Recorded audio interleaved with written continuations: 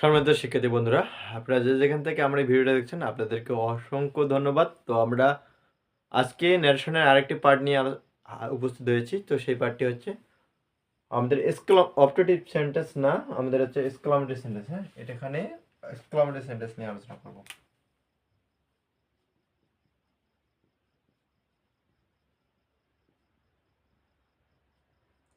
আমরা আজকে ন্যারেশনের exclamatory sentence নিয়ে আলোচনা করব। তো ঠিক আছে, তো যারা আমাদের পূর্ববর্তী ক্লাসগুলো দেখেনি তারা অবশ্যই আগে পূর্ববর্তী ক্লাসগুলো দেখে আসেন, তারপরে এই ক্লাসটি উপভোগ করুন। ঠিক আছে, আর তাহলে আপনাদের বুঝতে ইজি হবে।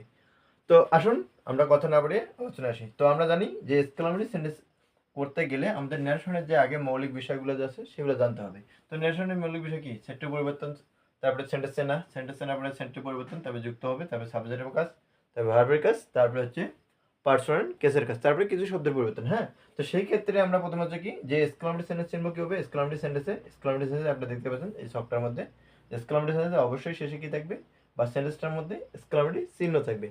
আর এক্সক্লামেটরি চিহ্ন যখন থাকবে তখন আমরা যখন ন্যারেশন, ডিরেক্ট ন্যারেশন থেকে ইনডিরেক্ট ন্যারেশনে যাব, তাহলে মাথায় রাখতে হবে যে আমাদের সেটটির পরিবর্তে হয় এখানে যদি আনন্দ বোঝায় মানে হুরডে, ব্রাভো বা এরকম আদার্স অন্য কোনো চিহ্ন থাকে, তাহলে অবশ্যই এখানে এক্সক্লামেটরি চিহ্ন থাকলে এর পরিবর্তে এক্সক্লাম উইথ জয়। আর যদি কোনো দুঃখ বা বেদনাদায়ক কোনো কিছু বোঝায় তাহলে অবশ্যই এর পরিবর্তে এক্সক্লাম উইথ সরো। আর যদি আমরা দুঃখ কিংবা আনন্দ কিছুই বুঝতে না পারি তাহলে শুধু এক্সক্লাইমড, কি লিখবো? এক্সক্লাইমড। ওকে, সো আমরা আর এটার পরিবর্তে যখন যুক্ত করব তাহলে কি করবো? দ্যাট দ্বারা যুক্ত করবো। ঠিক আছে, তো আসুন কথা না বলে আমরা আলোচনা চলে যাই। তাহলে এখানে যেহেতু he said to me hurray I have pass in the exam, তার মানে কি যে সে আমাকে বলল যে আমি পরীক্ষায় পাশ করেছি, তার মানে এটা কি? অবশ্যই আনন্দের খবর।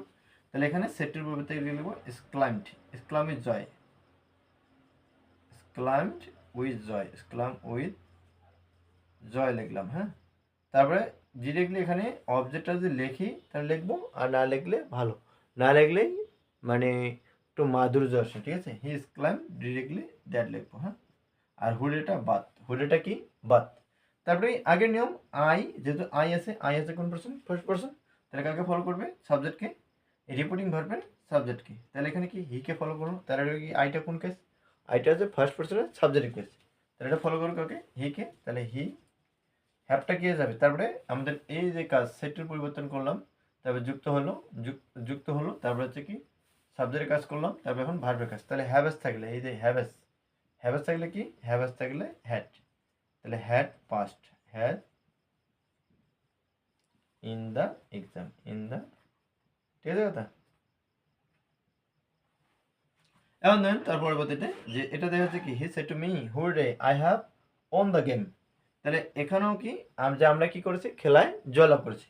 তাহলে এখানেও কি হবে? এক্সক্লাম উইথ, এক্সক্লাম উইথ জয় লিখবো, এক্সক্লাম উইথ জয়। ডিরেক্টলি এখানেও অবজেক্ট লেখার কোনো প্রয়োজন নেই। তাহলে প্রথমে কি করলাম? সেটের পরিবর্তন, এখানে অবজেক্ট লেখার প্রয়োজন নেই। তারপরে হুডের বাদ এখানে কি লিখলাম? দ্যাট। তারপরে এখানে কি আছে? আই, তাহলে আই হচ্ছে কোন পার্সন? ফার্স্ট পার্সন, তাহলে ফার্স্ট পার্সন হলে কাকে ফলো করবে? ফার্স্ট পার্সনের রিপোর্টিং ভার্বে সাবজেক্টকে। ঠিক আছে, এখন সাবজেক্টকে ফলো করলো। ঠিক আছে, তাহলে এখানে সাবজেক্ট কাকে?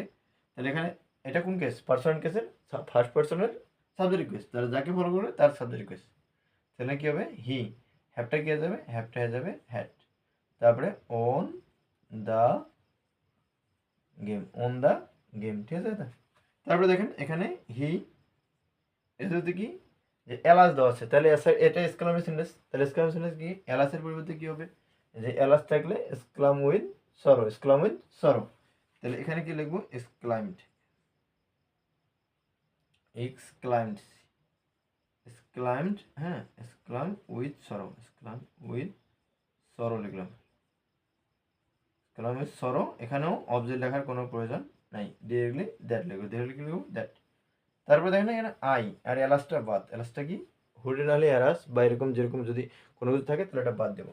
তাহলে আই, আই কাকে ফলো করবে? আই হচ্ছে সাবজেক্ট, তাহলে এটা সাবজেক্টকে ফলো করে। তাহলে কি হবে? এখানে হি, কি হবে? হি। হ্যাপটা কে যাবে? হ্যাপটা যাবে হ্যাড, হি হ্যাড। তারপরে ফেলড, কি হয়ে যাবে? Failed,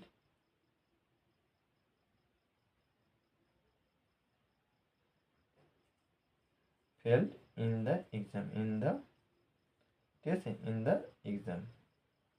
and then in the exam এখানে লেখাটা একটু যদি সমস্যায় ধরে নেবেন ইএক্স এক্সাম মানে সবাই জানেন মোটামুটি। এখন দেখেন এটা আপনাদের বাড়ির কাজ, এটা কি এই যে Suman said to me, Soma তার মানে সুমন মানে কি হি, আর সুমনা মানে কি সি। হোয়াট ও সরি, এইটা আপনাদের বাড়ির কাজ, যে এই যে এই নেক্সটটা, যে I said to him alas my mother has died, যে আমি তাকে বললাম যে আমার মা কি হয়েছে, মারা গেছে। হ্যাঁ, তাহলে সেই ক্ষেত্রে দেখেন এটা একটু ব্যতিক্রম, এটা আলাদা টাইপের। হ্যাঁ, এখন দেখেন Suman said to Sumana what a nice day it is, Suman সুমনাকে বললো যে এটা একটা চমৎকার দিন। সেক্ষেত্রে আমরা কি করবো, সুমন সুমন লিখলাম, তাহলে এখানে ধরে নিলাম আমরা এটা আনন্দ দুঃখ কিছুই বুঝতেছি না, ঠিক আছে। তাহলে আমরা কি করব, যে এক্সক্লাইমড, হ্যাঁ দ্যাট লিখবো, Suman exclaimed that, Suman exclaim that. আর এই যে আমরা যারা চেঞ্জিং সেন্টেন্সের পার্টটা জানি না, তারা আগে চেঞ্জিং সেন্টেন্স সম্পর্কে আমাদের ক্লাস আছে, তো সেই ক্লাসগুলো দেখে আসবেন, তাহলে এই টাইপের ন্যারেশন করতে অসুবিধা হবে না। চেঞ্জ সেন্টেন্স কি হয়, যে এক্সক্লামেটরি সেন্টেন্সের সময় যে সাবজেক্ট এবং ভার্বটা শেষে যায়, ঠিক আছে, আর শুরুতে কি আসে হোয়াট নতুবা হাউ। সেক্ষেত্রে এখানে হোয়াট নতুবা হাউটা কি করতে হবে, বাদ দিতে হবে।